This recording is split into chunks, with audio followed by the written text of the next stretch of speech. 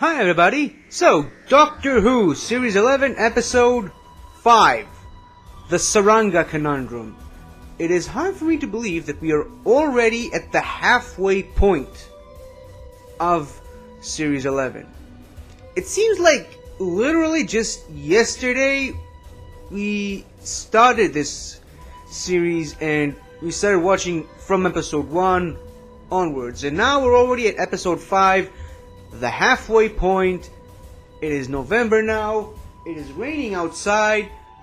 It is cold and gloomy and I'm wearing my slippers already. So, it's crazy how time flies when you're having fun, and what is more fun than watching Doctor Who? Now, let me just start by saying this. I realize I am quite late with this little recap review video.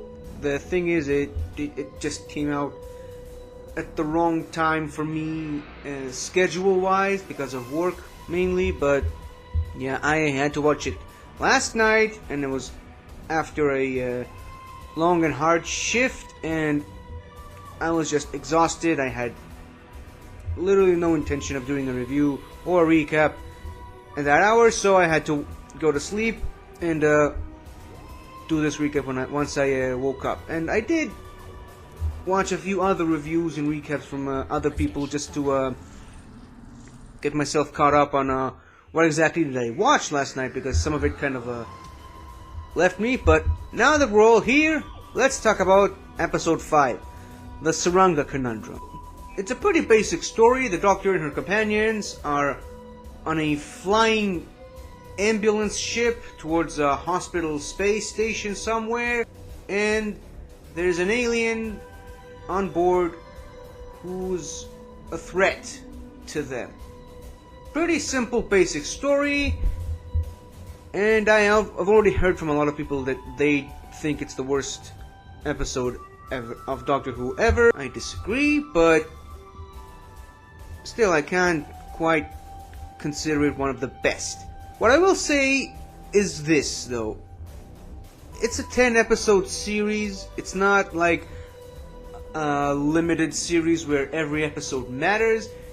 It's an anthology series mostly, where every episode is a completely different thing on a completely different planet, completely different time period. Every episode is completely different, so you're going to have a very diverse cast of episodes, and occasionally these types of episodes are going to happen in shows like this.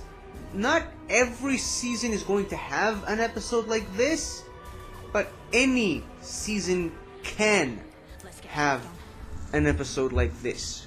That's just the sad reality of the situation. But if you like this episode, that's cool, that's fine. I enjoyed it for what it was.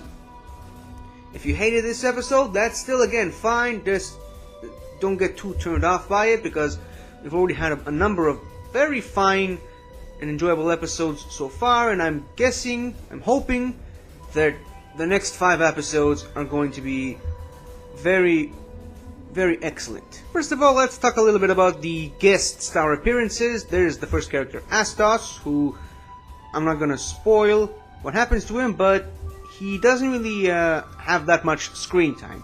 He comes off at first as a very strong-willed character. He's asserting his authority over everyone, including the Doctor, which is understandable because he's basically the chief medical officer on the ship, and, well, basically, in an ambulance-type ship, the chief medical officer, his word is law, so it makes sense that he would tell everyone to stay in their rooms and let the healing process work its magic.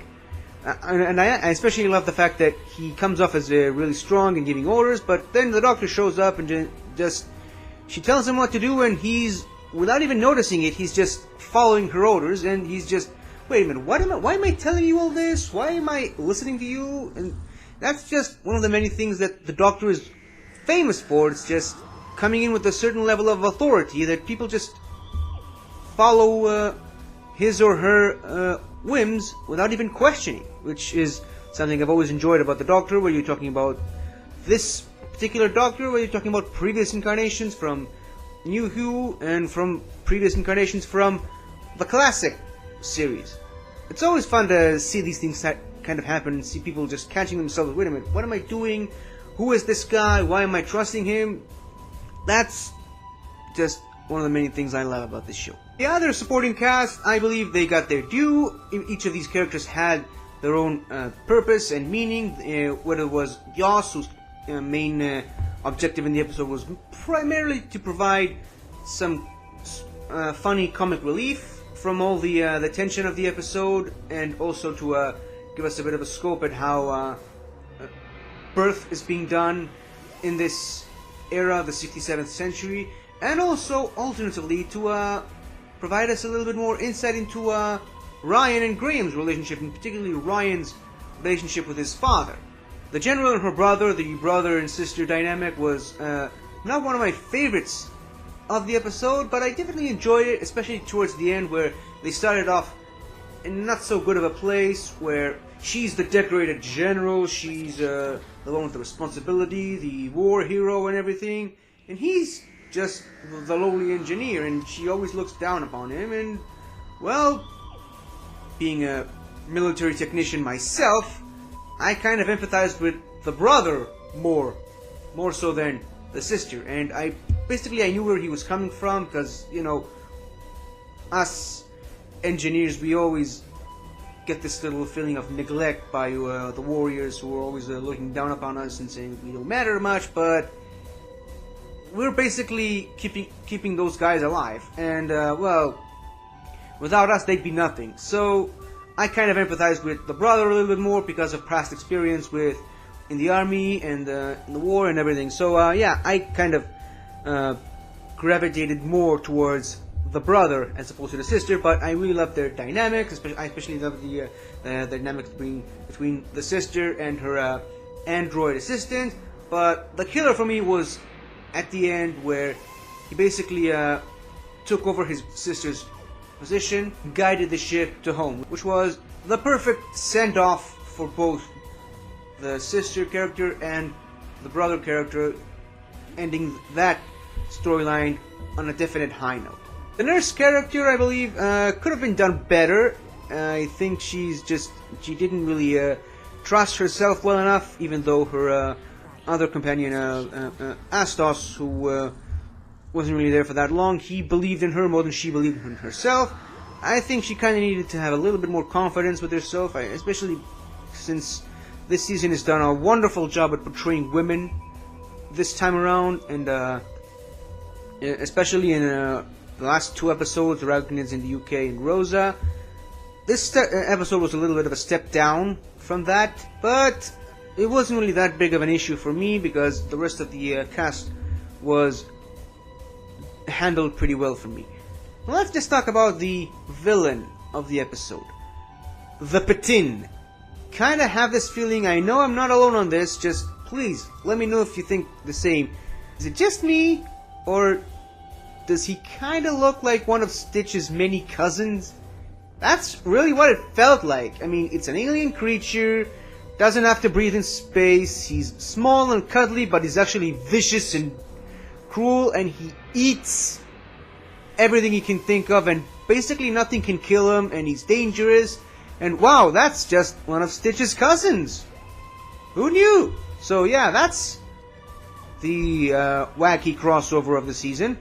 Regardless, I've heard people complain about him that he was just a merchandising ploy, and that you didn't really need to see him, you didn't need to know how he looks like. I'm personally, if you've seen any of my videos for a while, you know that first of all, I love merchandising. And yeah, shows like Doctor Who, merchandising is kind of where they make their footing. Like, Star Wars would be nothing today without merchandising, and a lot of stuff just sometimes you have to sacrifice story for the sake of money, and it's a sad reality again, but that's just how it is. And the Patin didn't really look all that bad, in my opinion. I thought he looked cute. I thought, oh yeah, that's a toy that people can purchase now and have some fun with. And yeah, as a character himself, I didn't think it was that threatening, especially when you figured out that he doesn't really like to eat people. He just eats energy, and he didn't really mean to kill anyone. He was hungry, and ironically, his food is something that keeps the people on the ship alive. So yeah, I didn't really mind the patin that much, but yeah, if the patin didn't work for you, again, that's perfectly alright, that's perfectly fine, I won't judge you on that. Just, another one of those episodes, I guess. Yeah, it's a bit of a step down from the last few episodes that we've kind of been going on, but yeah, hold your horses.